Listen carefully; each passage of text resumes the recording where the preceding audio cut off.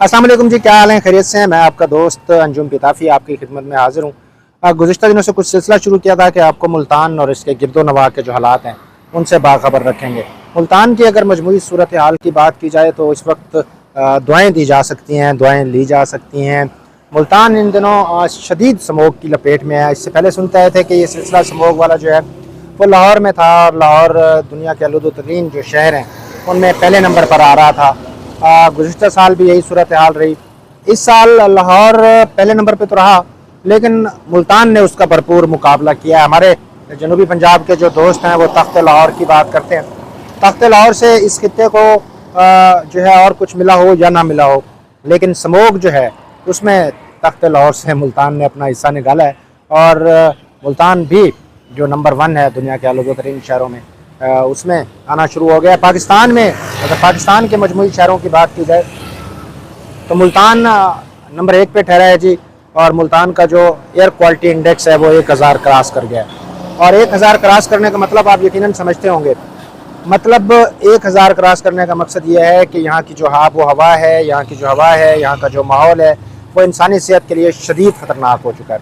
इतना ख़तरनाक कि आपकी सेहत, आपकी जो तबीयत है वो बेशुमार मसाइल का शिकार हो सकती है।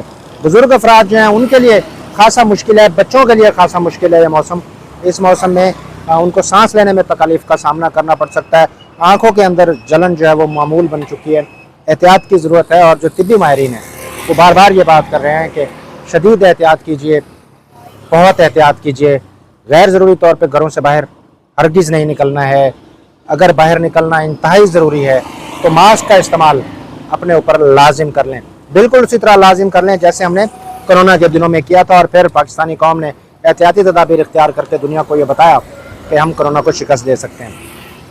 ये चूँकि माहौल इस किस्म का बन चुका है, इसकी वजूहात आपको बताने की ज़रूरत नहीं है। ये क्यों हो रहा है, कैसे हो रहा है, हो चुका है। और इस वक्त जनूबी पंजाब, मुल्तान इसकी शदीद लपेट में है।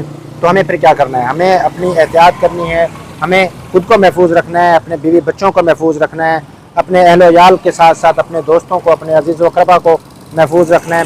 और इस सब के लिए इंतहाई ज़रूरी है कि हम एहतियाती तदाबीर पर अमल करें, मास्क का इस्तेमाल करें, पानी पिएँ, आँखों को जो है वो पानी के साथ साफ़ करते रहें, मुसलसल वक्फे से सिलसिला जारी रखें।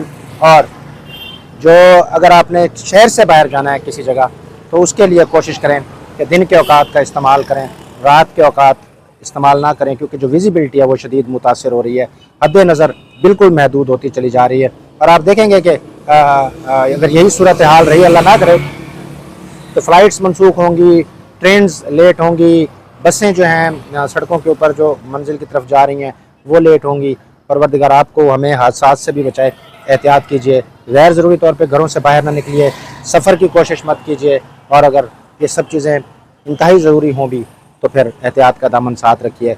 इन दिनों की, आज की और गुज़िश्ता हफ़्ते की जो ख़ास खबर है वो ये है कि मुल्तान को फ़िज़ाई आलूदगी ने अपनी लपेट में लिया हुआ है और इन स्मोक की लपेट में है मुल्तान।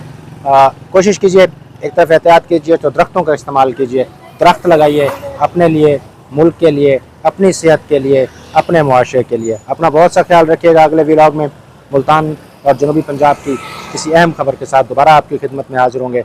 अल्लाह पाक के हवाले।